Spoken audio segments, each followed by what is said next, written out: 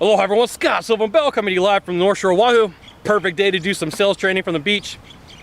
So one of the things that happens when I ride with salespeople is, they've gone through their process and maybe they've gotten the pain, they've gotten the budget, they've gotten the commitment, and then it gets to the end of the sales call and the sale just isn't going to happen for whatever reason.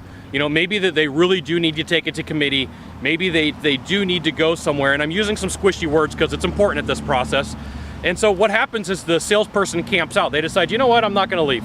I'm just going to keep trying to rehammer and ask the same questions and hope for a different response or to get a different way of that person telling me yes. And so what happens is when you go to a sales process and you've done everything that you can and you've put all of your cards on the table, you've asked all the questions, you've gone for the commitment, you've gotten the budget, and you've done your process, if they turn you down and they say no, you should be able to walk away with your shoulders held high and say, hey, look, I did everything I could as a professional.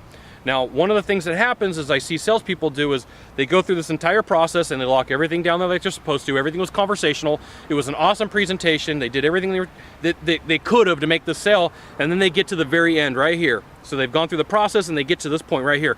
And then they start begging for the sale. Like, little Jimmy needs to get braces, and my wife's car broke down, and that really has nothing to do with your buyer or consumer.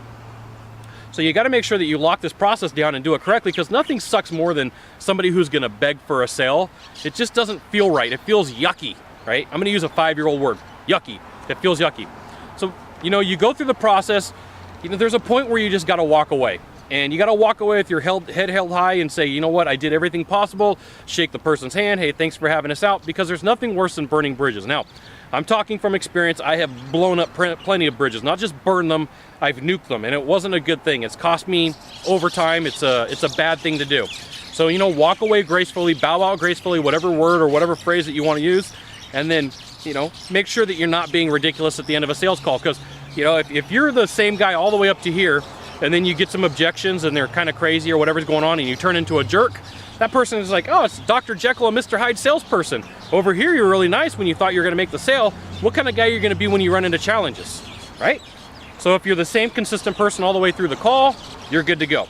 Now, if you turn into a jerk or an idiot over here, you're going to have some problems. Now, if you could do a small favor for me in the box down below, leave a comment, question, or story, that'd be fantastic. To the right or to the left, there's a subscribe button. You can hit that also. Scott Sylvan Bell, coming to you live from the North Shore of Oahu. We'll see you soon. Thanks for watching.